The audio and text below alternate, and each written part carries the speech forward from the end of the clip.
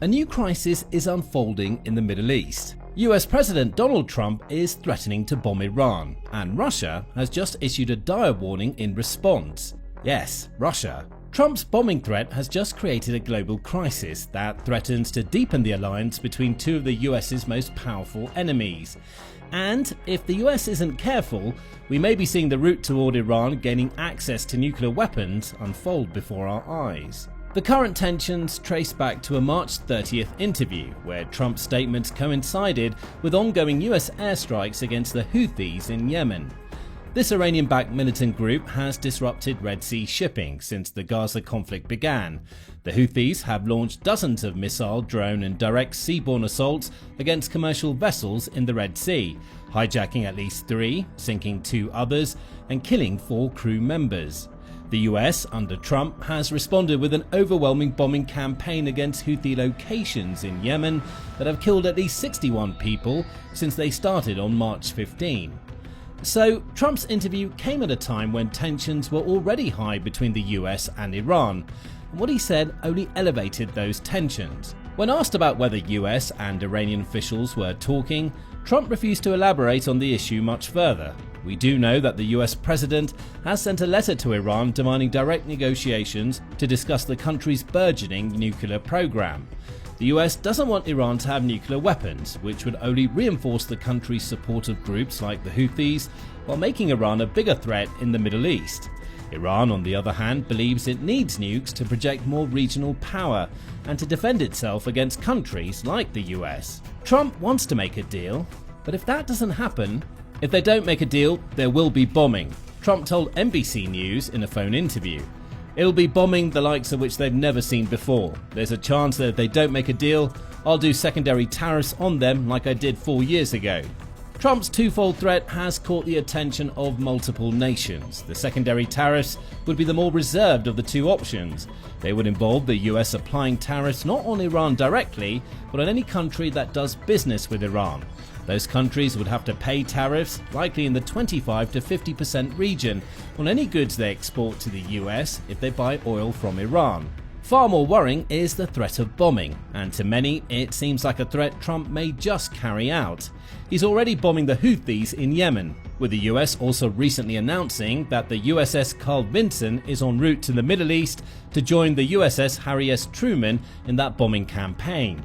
The US has also sent at least 7 of its B-2A Spirit stealth bombers to its base on the island of Diego Garcia, which is in the range of Iran. It appears that Trump is serious about his bombing threat. He's positioning powerful US assets in key locations, which will allow the country to pepper Iran within days of Trump giving the order.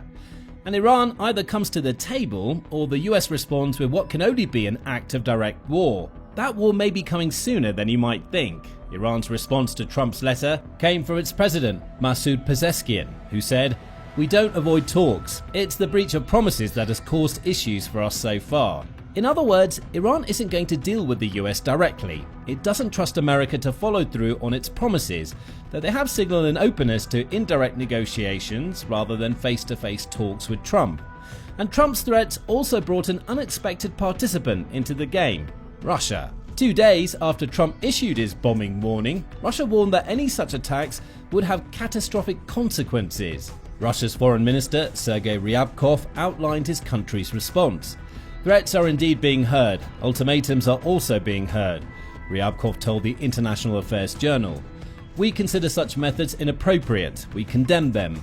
We consider them a way for the US to impose its own will on the Iranian side." That seems rich coming from a representative of a nation that's made both veiled and unveiled nuclear threats to several countries, including Ukraine, Sweden and the UK, over the last few years. The criticism also represents a turnaround in Russia's approach to the US, according to the Times of Israel.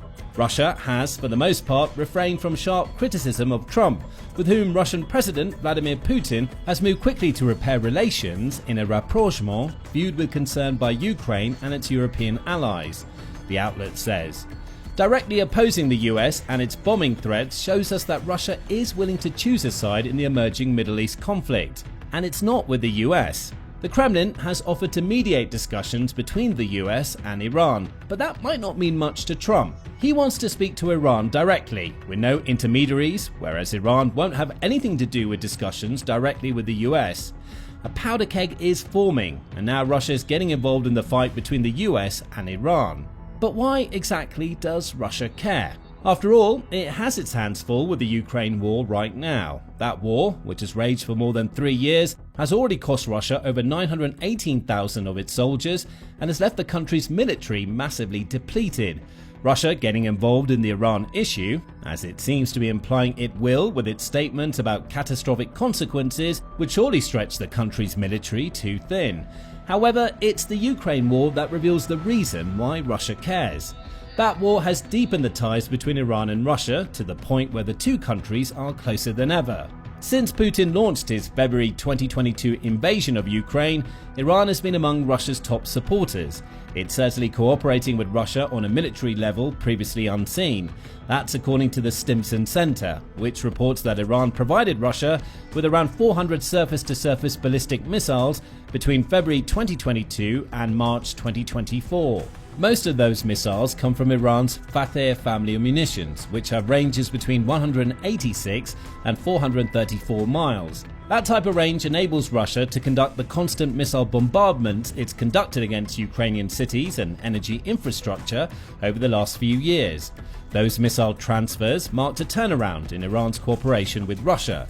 The two countries have long been allies, but Iran previously has been hesitant to transfer ballistic missiles to Russia, fearing blowback not only from the US but also European countries. Those fears seem to have dissipated, perhaps meaning that Iran views Russia's invasion of Ukraine as a changing of the guard in Europe. If Russia is successful, which is Iran's gamble, then Iran will have less to fear from Europe and the US because both could end up tied into a conflict with Russia. So, Iran sends missiles, now in the hope that the spotlight so often shined upon it will ease up. There's also the question of quid pro quo in play, says the Stimson Center. Russia needs missiles to maintain its assaults against Ukraine. It's burning through its own supplies, allowing Iran to position itself as one of Russia's key suppliers. Eventually, that will lead to Iran being in a position to call in some favors. Favors like having Russia stand up to the US when Trump threatens to bomb Iran into oblivion. Perhaps that's why Iran's military cooperation with Russia doesn't end in supplying missiles. It's also sending thousands of its Shahed drones to Russia, which are also taking part in Putin's aerial assaults against his nemesis. Reuters says that Russia had launched at least 8,060 of these drones against Ukraine by September 2024, and it's likely sent more since. Russia is also producing its own versions of the drones. Bulgarian military said that Putin ordered his defense industry to build 10,000 of Iran's Shaheds 136s in 2024 alone, suggesting that Iran has given Russia the specifications and tools to manufacture its drones. More aid comes from Iran in the form of munitions and artillery shells. In March 2024, CNN claimed that Russia had imported at least 300,000 artillery shells from Iran up to that point. Again, the numbers are likely much higher now, and it all points to a deep level of military cooperation. Iran helps Russia to pelt Ukraine with explosive weaponry, and now Iran can call on Russia to stand between it and the US. But ties between Iran and Russia extend beyond the militaristic. They're economic too, as both countries are members of BRICS. In 2023, the BRICS bloc, which is a collective of nations that work together on economic policy, welcomed 6 developing nations into its fold. Previously, BRICS comprised of Brazil, Russia, India, China, and South Africa. The 2023 invitation was extended to Saudi Arabia, the United Arab Emirates, Argentina, Egypt, Ethiopia, and most important, Iran. With those invitations, BRICS would account for 46% of the global population and around 37% of the world's gross domestic product, according to the Stimson Center. Iran's invitation to the group was controversial. While some of the BRICS members, notably India and Brazil, try to maintain strong ties to the West, the likes of Russia and China are more opposed to Western influence. Iran certainly falls into the opposition category. As China Global South Project researcher Cobus van Standen put it, Iran obviously is a complicated choice. I can imagine that some of the other members worry that it might increase geopolitical tensions with Western powers. That was certainly the implication gathered from former Iranian President Ibrahim Raisi, who said at the time that Iran's membership in the bloc is opposition to American unilateralism. What does any of this have to do with Russia's dire warning? It shows us that Russia and Iran have deepened their economic ties just as much as they have their militaristic ones over the last few years. Russia relies on Iran for weapons, but it also needs Iran as a trading partner at a time when its economy is struggling under the weight of Putin's Ukraine war and the sanctions applied to Russia by the West in response. If any evidence of that was needed, the Tehran Times reported in January 2025 that trade between Iran and Russia reached $1.9 billion between March and December 2024. That represented a 14% increase over the same period in 2023 and will likely see trade deepen between the two countries in the coming years. The US bombing Iran would put that growing trade relationship under threat. Russia can't allow that. Not only would it lose access to missiles, drones and artillery that it's using in the Ukraine war, but it will potentially lose a vital source of income as Iran is forced to focus its efforts on combating the US. There's also the fact that Russia wants to use Iran to maintain its influence in the Middle East. In late November 2024, rebel forces in Syria launched a large-scale attack against the country's president, Bashar al-Assad, and his forces. That was a problem for Russia. It had relied on its close relationship with Assad to indirectly project power in the Middle East. But in little over a week, the Syrian rebels had taken control of the Syrian cities of Hama and Dara. By December 8, Syria's capital Damascus had fallen, and with it fell Assad's regime. And with the loss of Assad, Russia found itself struggling to influence Middle Eastern politics as directly as it had in the past. Russia's deepening ties with Iran is a solution to that problem. Beyond all of the increasing trade and flow of weapons between the two countries, they've also put their partnership on paper. In January 2025, Iran and Russia signed a comprehensive strategic partnership treaty that solidified their relationship. Putin issued a statement in the wake of signing that document. We are now united in not resting on our laurels and taking Russian-Iran relations to a qualitatively new level. This is the meaning of the signed Interstate Treaty on Comprehensive Strategic Partnership. It sets ambitious tasks and benchmarks for deepening bilateral cooperation in the long term in politics and security, trade, investment, and humanitarian areas. In other words, Russia and Iran are now working toward common interests, and keeping the US out of Middle Eastern politics is one of those interests. The dire consequences Russia warns of are designed to protect their relationship, keeping the flow of weapons from Iran into Russia secure while allowing Putin to maintain some level of influence over the Middle East. Of course, Russia isn't the only country threatening the US over Trump's threats. Iran itself has been far from silent. In fact, it's implied that Trump's efforts to force nuclear negotiations could result in Iran's nuclear program accelerating to the point where the US can no longer stop it. On April 1st, France 24 reported Iran's response to Trump's bombing threats. The country's supreme leader, Ayatollah Ali Khamenei, says that Iran is prepared to hit back if the US starts dropping bombs. Worse yet for the US, those strikes won't come from missiles and other conventional weapons, as the US would likely assume, but instead from something much more powerful. We're not moving towards nuclear weapons, but if you do something wrong in the Iranian nuclear issue, you will force Iran to move towards that because it has to defend itself. Iran does not want to do this, but it will have no choice. Iran's foreign ministry also accused the US of hypocrisy after Trump made his threats. Senior commander of the Iranian Islamic Revolutionary Guard Corps, General Amirali Hajizadeh, said, "The Americans have at least 10 bases in the region around Iran, and they have 50,000 troops. Someone who's in a glass room shouldn't throw stones at anyone." There's a lot to unpack from these comments. For one, Iran is accusing the US of being the aggressor in this emerging Middle East situation. Technically, it's correct, as Iran hasn't launched any direct attacks against the United States to prompt Trump's bombing threats. However, that's where proxies like the Houthis come into play, as the US will argue that Iran started the whole issue by funding and training the Houthis, who then went on to unleash their Red Sea campaign. Iran may not be the direct aggressor, but it's far from coincidental that it happens to benefit from aggression conducted by the groups that have ties to the country. Far more worrying for the US are Iran's claims that it will be forced to build a nuclear weapon if the US keeps pushing for negotiations. We see some contradictions in these claims, as Iran says it has no interest in building a nuke, yet it also seems to claim that it could if it wanted to. Nuclear weapons don't grow on trees, and developing the ability to make them requires years of research and effort, along with no small supply of very expensive equipment. If Iran says it can build a nuke, that means it's been working toward making one, which contradicts the claims that it isn't interested in having the weapons. It's a tangled little web of counter threats, but Iran's response begs the question: could Iran actually launch a nuclear weapon against the US? Right now, no. According to the Bulletin of the Atomic Scientists, there isn't any public evidence that Iran has decided to build a nuclear weapon. That means Iran doesn't have a nuke right now. However, the journal is quick to point out that Iran has evolved into what it calls a de facto nuclear threshold state.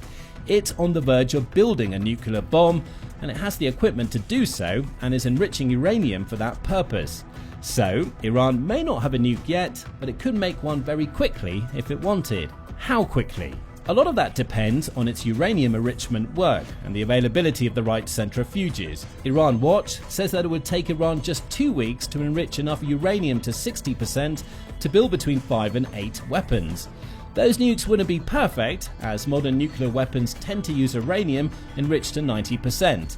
Still, 60% enrichment is enough to build a basic nuke that Iran could launch against the US. On the centrifuge front, Iran Watch says that Iran will need either 3,000 IR-2 centrifuges or the same number of IR-6 centrifuges for uranium enrichment. With the former, it could take Iran just 4 months to build a nuke, with 5 warheads requiring 1 year and 8 months of work. If Iran has enough IR-6 centrifuges, those times are cut to 2.5 months and 12 months respectively. This all means that the US doesn't so much have to worry about an immediate Iranian nuclear threat as it does pushing Iran into accelerating its current nuclear program. But don't forget that Russia has also involved itself in the situation. Might Russia decide to arm Iran with nukes to dissuade the US bombing strikes? It's a possibility. Russia certainly has enough nuclear warheads to spare. According to the Arms Control Association, Russia maintains 5,580 nuclear weapons, with over 4,300 of them being in its military stockpile. That means the weapons aren't already strategically deployed, giving Russia the option to move them around and do whatever it sees fit with them. As for whether those weapons might ever make their way into Iran, the possibility is less unlikely than you may think. That's according to the European Leadership Network, which asked a nuclear question in an April 2024 article. It noted that the Gaza and Ukraine wars offered Iran a chance to cross the nuclear threshold. Why?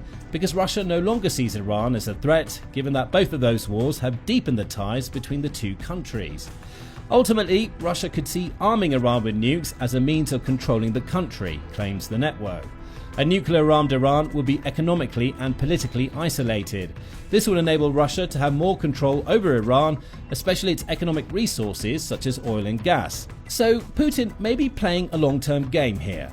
Outwardly, he's acting as though he wants to mediate between Iran and the US, but privately, he may view the escalation of Middle East tensions as an opportunity. Trump's bombing threats have opened the door for Russia to support Iran directly. If that support extends to Russia providing Iran with nukes, Putin will have more than paid back any debt owed for Iran's support in the Ukraine war, as well as creating a new threat for the US. He'll also isolate Iran, making it more dependent on Russia, to give him more influence in the Middle East. One thing's for certain, Russia and Iran's responses to the US threat of a bombing campaign aren't what Trump wanted. It seems like Iran is only moving further away from negotiations, and the dire consequences of which Russia warns may extend far beyond any thought imaginable only a few short months ago. But what do you think about the situation in the Middle East right now? Was Trump right to threaten to bomb Iran? Would Russia go so far as to equip Iran with nukes or help it develop its own? And what happens if Iran does get its hands on nuclear weapons? Share your thoughts with us in the comments, and remember to subscribe to the Military Show for commentary on all of the developments in the Middle East crisis. We're an independent source for accurate, up-to-date news about military conflicts around the globe and greatly appreciate your support.